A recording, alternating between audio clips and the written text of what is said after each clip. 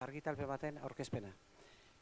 Contemporary Basque Literature, Kirmen Uribes Proposal dauka izena, inglesez dago eginda, jatorrizkoa euskeraz, una pequeña e interesante aportación para que se conozca nuestra aportación literaria, la aportación literaria de los escritores vascos a partir del 69 fundamentalmente.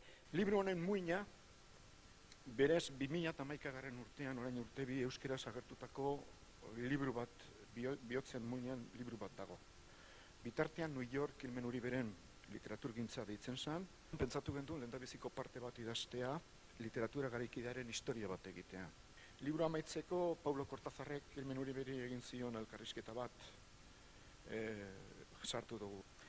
Baina liburu hau inglesez, eta era berean Madrid, Frankfurt eta Nueva Yorken agertzea, bada neurri batetan katedralean jokatzeare lez. Ezkerrona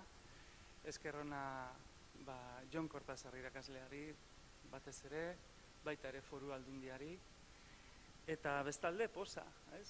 Posa, Jonek esan duen zerrenda hortan, Bizkaiti datorren emari horren barruan sartzearen nire izena edo beto esan nire lana.